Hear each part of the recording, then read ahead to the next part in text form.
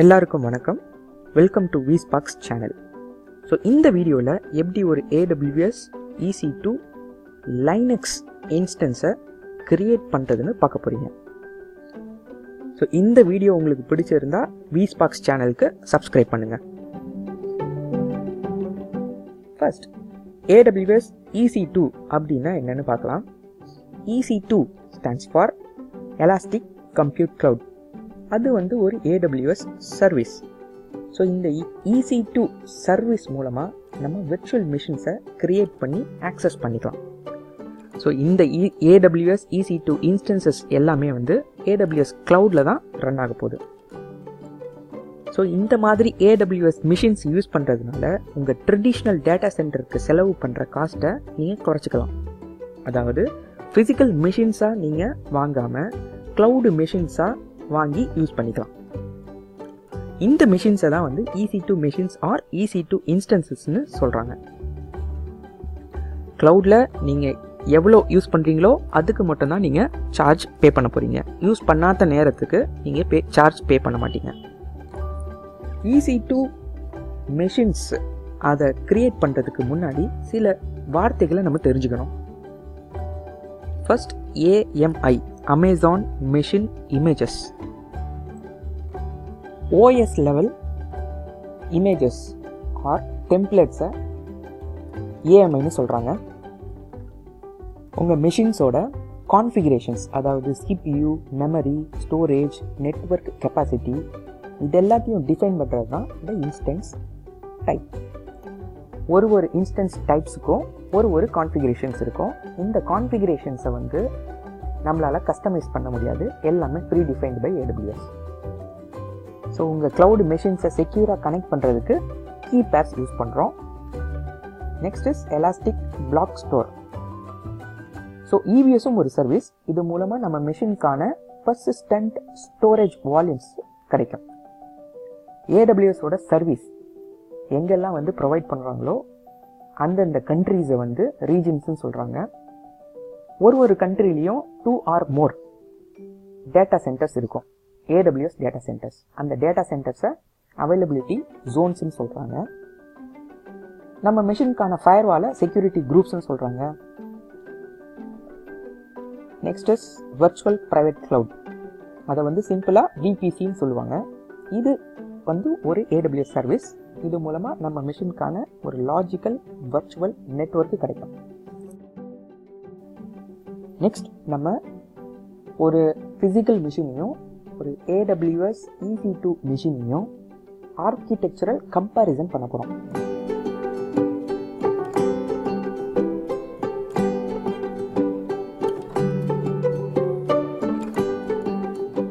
So இந்த பிக்சரில் ஒரு ஃபிசிக்கல் மிஷினையும் ஒரு EC2 மிஷினோட கம்பேர் பண்ணியிருக்காங்க. ஸோ உங்கள் லெஃப்டில் இருக்கிறது ஃபிசிக்கல் மிஷின், உங்களோட ரைட்டில் இருக்கிறது EC2 விர்ச்சுவல் மிஷின். ஸோ உங்கள் ஃபிசிக்கல் மிஷினோட ரிசோர்ஸஸ், அதாவது CPU, RAM, hard disk and networking, so இதெல்லாம் வந்து ஃபிசிக்கல் டிவைசஸ், எல்லாமே ஃபிசிக்கல். ஸோ உங்கள் ரைட் சைடில் பார்த்தீங்கன்னா EC2 இன்ஸ்டன்ஸ். ஸோ அந்த EC2 இன்ஸ்டன்ஸோட ரிசோர்ஸஸ் எல்லாமே வந்து விர்ச்சுவல் ஹார்ட்வேர்ஸ். ஸோ எப்போல்லாம் நீங்கள் இந்த வேர்ட் விர்ச்சுவல் அப்படின்னு கேள்விப்படுறீங்களோ அதெல்லாம் வந்து சாஃப்ட்வேர்ஸ்னு அர்த்தம். ஸோ ஒரு சாஃப்ட்வேர் ஒரு ஹார்ட்வேரை ஆக்ட் ஆக போகுது.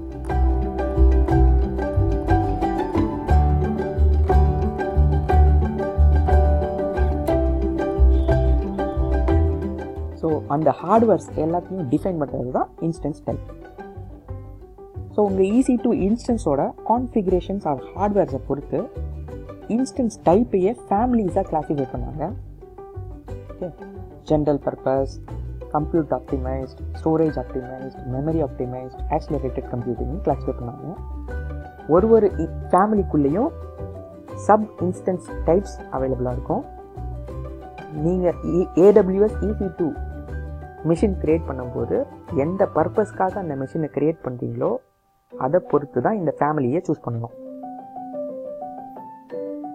ஸோ இதெல்லாம் வந்து different use cases for different families.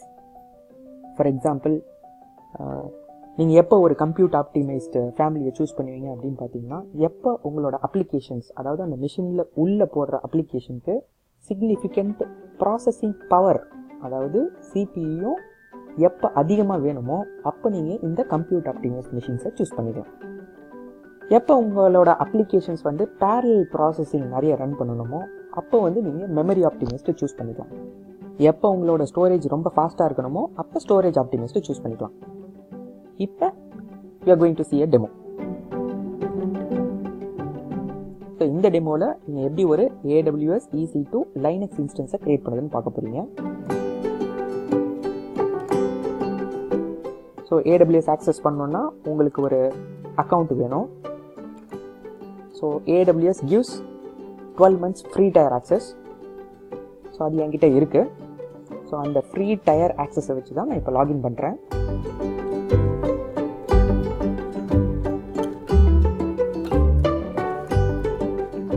So எந்த URL லாகின் பண்ணுவீங்க அப்படின்னா console.aws.amazon.com.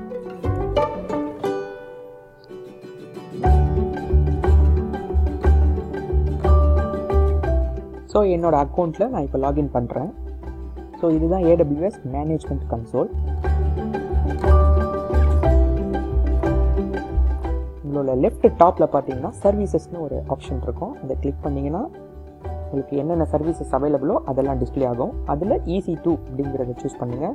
Then click launch instance.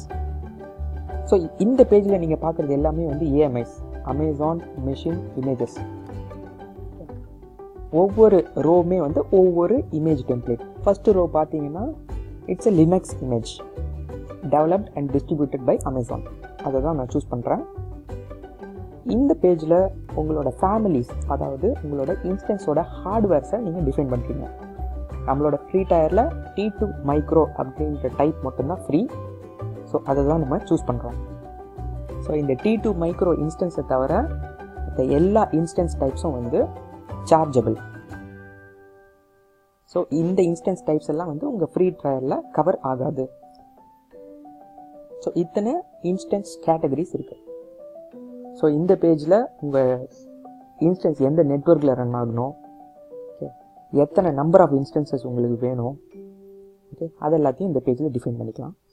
By default EBSலேருந்து ஒரு ரூட் வால்யூம் அட்டாச் ஆகிடும். That's your hard disk. So இந்த வால்யூமை தான் வந்து ஹார்ட் டிஸ்க்னு நம்ம நினச்சிக்கணும். ஸோ இது வந்து ஒரு 8 GBயில் வந்திருக்கு. ஓகே, ஸோ வால்யூம்ஸ்க்கும் டைப்ஸ் இருக்குது, different types. we will see later. Next add tags எதுவும் நான் ஆட் பண்ணல. configure security groups, அதாவது நம்ம ஃபயர்வாலை டிஃபைன் பண்ணுறோம். நீங்கள் எக்ஸிஸ்டிங் செக்யூரிட்டி குரூப்ஸையும் யூஸ் பண்ணிக்கலாம், இல்லை புதுசாக செக்யூரிட்டி குரூப்பையும் நீங்கள் க்ரியேட் பண்ணிக்கலாம். ஸோ நம்ம மெஷின் வந்து லினக்ஸ் மிஷினை ரிமோட்டில் எடுக்கணும் அப்படின்னா we have to enable SSH அப்படின்ற ப்ரோட்டோக்காலை வந்து ஓப்பன் பண்ணணும். நெக்ஸ்ட் சோர்ஸ் வந்து எனிவேர்னு செட் பண்ணியிருக்கேன். இட் மீன்ஸ் எங்கேருந்து வேணாலும் இன்டர்நெட் வழியாக நம்மளோட விர்ச்சுவல் மிஷினை கனெக்ட் பண்ணிக்கலாம்னு அர்த்தம். ஸோ இந்த ரிவ்யூ பேஜில் நம்ம இது வரைக்கும் பண்ண கான்ஃபிகரேஷன்ஸ் எல்லாம் சரியாக இருக்கா அப்படின்ட்டு ஒரு வாட்டி ரீசெக் பண்ணிக்கலாம்.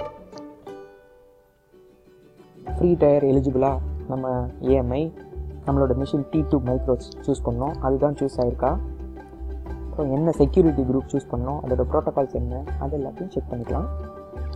நெக்ஸ்ட் லான்ச்சுன்னு கொடுத்தீங்கன்னா கீபேர் க்ரியேட் பண்ண சொல்லி கேட்கும். ஸோ நம்ம பழைய கீபேர் கூட யூஸ் பண்ணிக்கலாம். இப்போ டைம் பீயிங் நான் வந்து புது கீபேரை க்ரியேட் பண்ணுறேன். டவுன்லோட் கீபேர் அப்படின்னு கொடுத்தீங்கன்னா ஒரு கீ வந்து டவுன்லோட் ஆகிடும். ஸோ இந்த கீபேரை வச்சு தான் நம்மளோட லினக்ஸ் மிஷினை வந்து கனெக்ட் பண்ண போகிறோம்.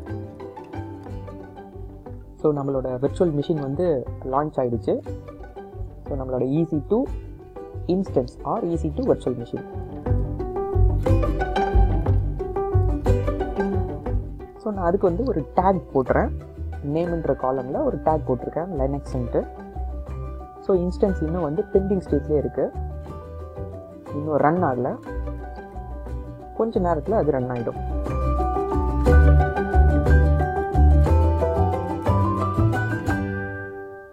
ஸோ நம்மளோட EC2 லினக்ஸ் மிஷினை கனெக்ட் பண்ணுறதுக்கு ஒரு கிளைண்ட் வேணும். ஸோ நான் ப்ரிஃபர் பண்ணியிருக்க கிளைண்ட் வந்து MobileXterm அப்படின்ற ஒரு free or open source client அவைலபிளாக இருக்குது மார்க்கெட்டில். அதை டவுன்லோட் பண்ணி உங்களோட மெஷின்ஸில் இன்ஸ்டால் பண்ணிக்கோங்க.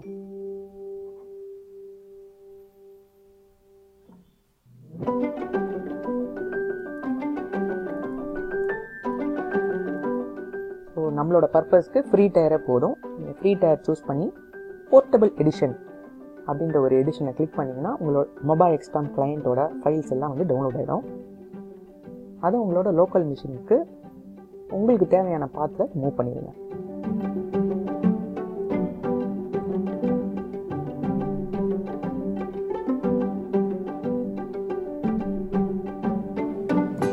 ஸோ அது ஜிப் ஃபைலில் தான் டவுன்லோட் ஆகும். அதை வந்து எக்ஸ்ட்ராக்ட் பண்ணி உங்களோட டெஸ்க்டாப்லேயோ உங்களுக்கு தேவையான இடத்துல வச்சுங்க. அந்த அப்ளிகேஷனை ரன் பண்ணிங்கன்னா இந்த மாதிரி ஒரு விண்டோ வரும். இதில் click session icon, so SSH அப்படின்ற ஐகான் கிளிக் பண்ணிங்கன்னா உங்களோட ரிமோட் ஹோஸ்ட் டீடைல்ஸ் அதெல்லாம் கேட்கும். ஸோ நம்மளோட ரிமோட் ஹோஸ்ட் வந்து நம்மளோட EC2 இன்ஸ்டன்ஸ். அதோட பப்ளிக் IP அட்ரஸை காப்பி பண்ணிக்கோங்க. பப்ளிக் IP அட்ரஸும் யூஸ் பண்ணலாம், இல்லை பப்ளிக் DNSம் யூஸ் பண்ணலாம். அதை அங்கே போட்டுங்க. அப்புறம் யூசர் நேம் நமக்கு தெரியாது, அதை இப்போ பார்க்க போகிறோம். இந்த மிஷினை கிளிக் பண்ணி கனெக்ட்னு கொடுங்க. கனெக்ட்னு கொடுத்தீங்கன்னா எந்த யூசர் நேமில் கனெக்ட் பண்ணணும்னு டிஸ்பிளே வரும். இந்த யூசர் நேமை காப்பி பண்ணி MobileXtermல இன்புட்டாக கொடுத்துருங்க. Go to advanced SSH settings, use a private key. நம்மளோட ப்ரைவேட் கீ, நம்ம ஆல்ரெடி டவுன்லோட் பண்ண ப்ரைவேட் கீயை இங்கே மென்ஷன் பண்ணணும்.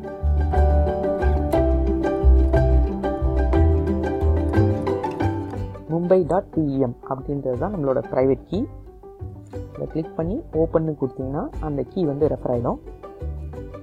ஓகேன்னு கொடுத்தீங்கன்னா நம்மளோட EC2 இன்ஸ்டன்ஸை வந்து இந்த கிளைண்ட் வழியாக ஆக்சஸ் பண்ணிக்கலாம்.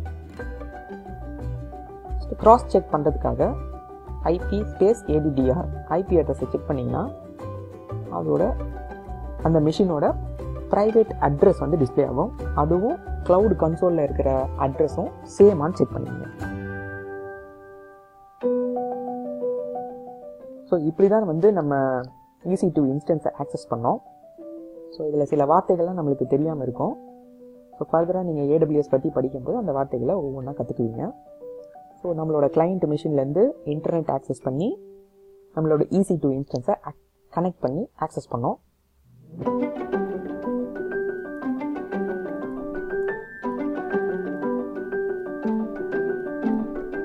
நம்ம டெமோவோட எண்டுக்கு வந்துட்டோம்.